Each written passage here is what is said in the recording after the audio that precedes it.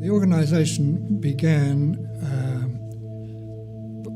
with a group of concerned people, professional people, mainly clergy, doctors and lawyers, who were concerned about the high breakdown rate of marriages following World War II. So they got together and formed this organisation on the British model of training lay people and some professionals to do the work of marriage counselling. Back in those days, educational services were provided, and then it moved later on into counselling services, but initially there was recognition of the plight of those people.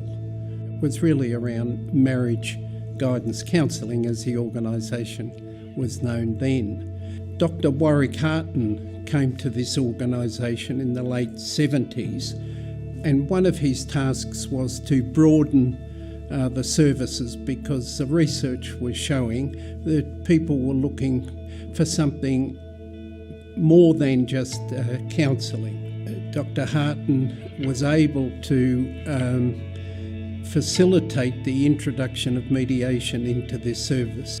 Mediation was a very new concept back then. In fact, people always said, is it medication, is it meditation?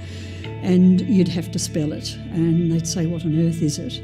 From about 1984, we started providing mediation services.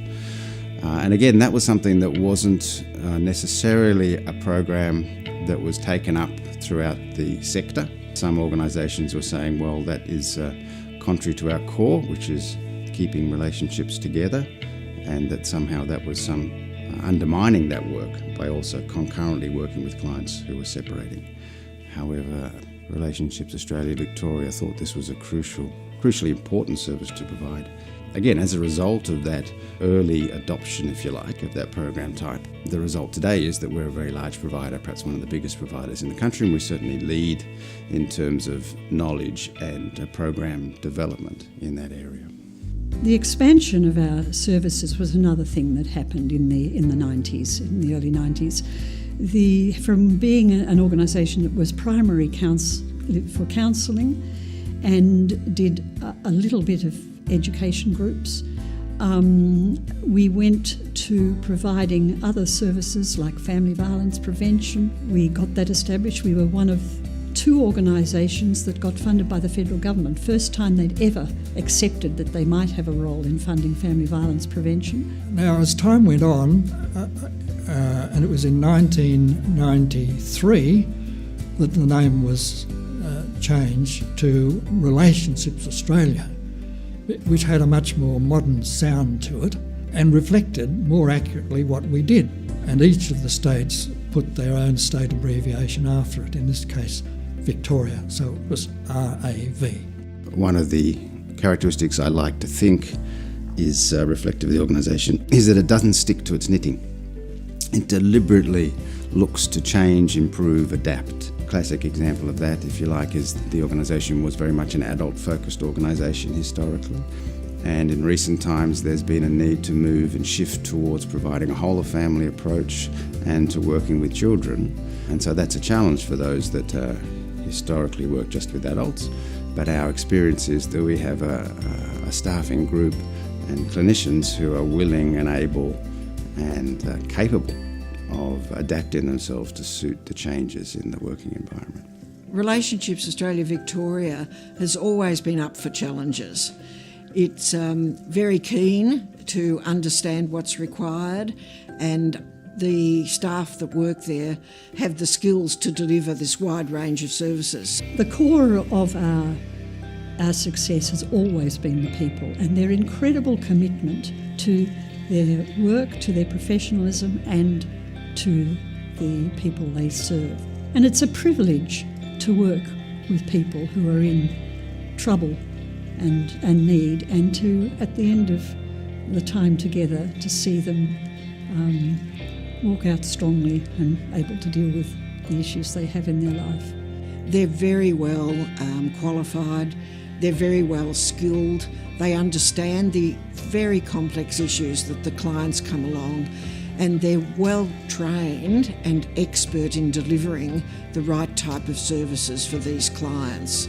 And I'd also like to acknowledge how over the years their work has become more complex, and they've been able to understand this complexity and been able to manage to learn different ways of working with these clients. Currently, Relationships Australia, what a magnificent sort of suite of services that are being offered.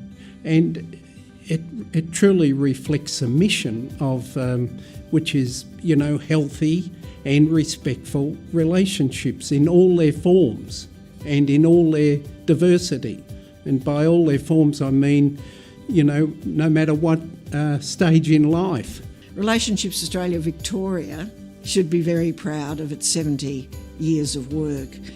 It's delivered services to this large number of people in Victoria who are very needing of these services, and it's grown enormously. I think the organisation will continue to evolve and develop its services. It's always looking forward to see what new developments and new needs there are in the community. As an organisation, we wish that our work speaks for us, not our words, if you like. The feedback that we get from our clients, the feedback that we get from our peers and managers,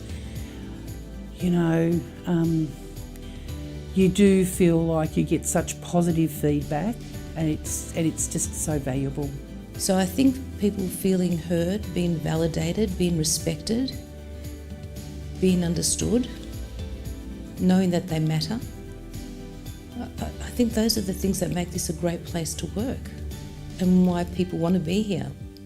I think through the issues that the organisation might have had, and we've had our issues over the period I've been here, the 40-odd years, but the thing that's kept us together has been the work itself. It's how the practitioners actually care for the client that's sitting in front of them. That's never been questioned. The outcome we look for is improved quality of life for our clients and improved relationships, positive relationships.